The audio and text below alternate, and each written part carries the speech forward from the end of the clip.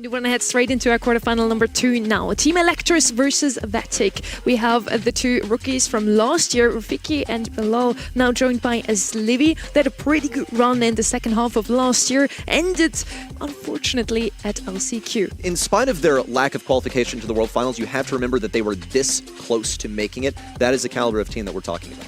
And they are your preseason icebreaker winners. Let's see if they can repeat that success also in the very first monthly final of the season. We had the chance to sit down with Rafiki and we'll have a little chat with him just about how will he perform this season.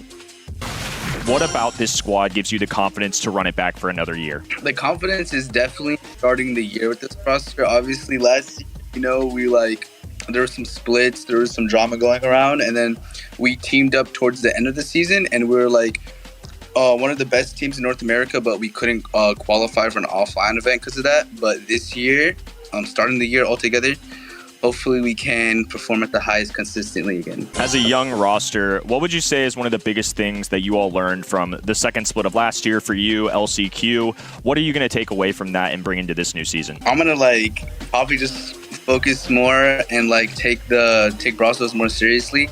Last year, I couldn't fly out for the first 3 months. This year, I'm flying out every single month, and we're being more consistent. And definitely, that's what we bring me to this year. I want to be more consistent with absolutely everything. Well done, journalist Kenny. We want to head straight into action as our teams are ready. Vatic now with their response. It's mind control available for Livy, who's going to be taking this Cordelia's matchup once again. Hypercharge now out from Memin, but he's neutralized by Rafiki. He's ready for a pass, but that ball is just not in sight until now. Now Snoy needs to have a Hypercharge super, otherwise Rafiki's just going to walk it in. There it is, the stun. Duin, however, has possession of the ball. I think it was a definite mistake to not walk that one straight through. I think so too, but at least they have all three members standing up. So Livy's going to be able to reach for this. Rafiki with plenty of health points. A little bit of a missed pass. Should all be good though. Because the other members of Vatic took care of their lanes, he was able to do that. The Wall of Flesh is what we'll call him. He has a whole lot of HP. Can't attack right now, but thankfully Bilal and Livy are able to do that. He's lacking on the HP too. He'll fall back just for a little bit. Livy has the win condition. That's the Hypercharge super. Get Memin out of there. Open up the goal and get game 1 for Vatic. And now that Team Elektros have lost a member, I feel like Vatic are in prime position to put one in the back of the net. That's a big ball of HP walking forward, sent into the Shadow Realm just in the nick of time thanks to Doen respawning. Memin, mind controlled, passes a ball over, but it's intercepted by Snoy, dead on the goal line. Bilal doing his best, gets the DPS. It's just so much that you can churn out with Pierce. A clean walk through, and the body block from Rafiki is a solid bit of teamwork to get 1 goal so far for Vatic. But Snoy has a Hypercharge of his own. Don't really want to risk it. See if you can bait that Hypercharge out of Snoy. No, Hypercharge stun, and he's dead on the spot. Doen also has a super of his own. Get Bilal out of the equation as Livy does his best. Manages to intercept, but the entire team is at the enemy goal. It's set 1, Elektros. Actually, nearly the game-winning play with Rafiki at the enemy goal, but Snoy had his Hypercharge ready, and he was able to cycle out his super just in time. We're heading over to Golden Gulch now. It's all about kills, and if Bilal pops up once more on this Pierce like he did in Brawl Ball, they're going to win the set. So far, we've seen 3 supers earned. Snoy has one of his own. He can use that to break walls if he so desires. If he can get into position versus Livy, he might even opt to break open those walls.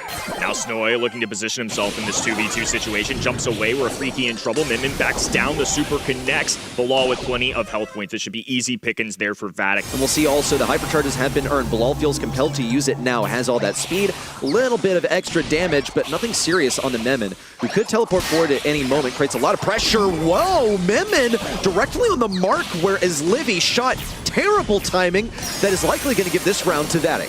And now they've got a Hypercharge 3v1 situation. Yeah, decision-making certainly questionable there, but they might have just felt like if they didn't make a move in that moment, they were going to lose anyway. Vatic posturing in the middle of the map, a light plant there for extra support, just in case he decides to tap on some shots. Memin is going to be dueling with Bilal. He's confident, one-on-one interaction. Misswalking Kane, the instinct's not quite there as Bilal hops away. They need to get a pinch, and they do. 3v2 situation as Rafiki walks it forward, 308 HP. He can't heal himself in this moment. Actually uses the super to go out to Doen on the bottom left-hand side. trying the 1v1. Snoy perseveres. Vatic already have a super with his Libby, a hypercharged super that Bilal's charged up. Rafiki's trying to flank. Snoy's doing his best. That's a takedown. Duin trying to make magic happen.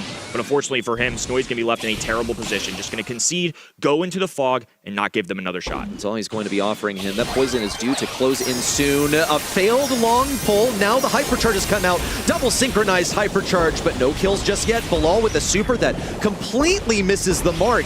Everyone from Team Elektros is pinned against the left side where the poison is rapidly approaching. Rafiki in for a heal that goes absolutely nowhere. Totally misses Doan, who ends up getting a kill. It's just Bilal versus the world. Can't get a kill on Doan. Nothing onto Snoy. That's another set headed to Team Elektros. Definitely agree, though, that this was a super close one. It does not reflect in the standings so far. It's 2-0 for Team Elektros, despite them going to match 3 or to game 3 every single time. The Team Elektros were tuning it back in at match point for them. Vatic needs to stop this momentum.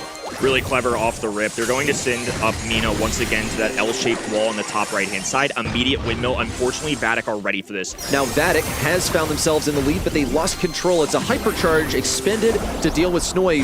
Frozen and then refrozen once more. Little Fraser burn coming in here, too, as Vatic dominate this point. Now they're going to be able to push Memon out of this situation too. That missed Hurricane is really going to hurt them because I think that really could have been a takedown for them, giving themselves positioning. I think that's where Team Elektros really had to take advantage. Snoy, however, just popping a simple purple button. Bilal has nowhere to go but up the map. Rafiki diving in, trying to gain as many percentage points as possible. Will task himself with Frank, but Frank's swing speed is just unreal. Huge heads up for Snoy as he gets one kill on the right side and then towards the back. The final imperfect push-in from Vatic. They cannot get this.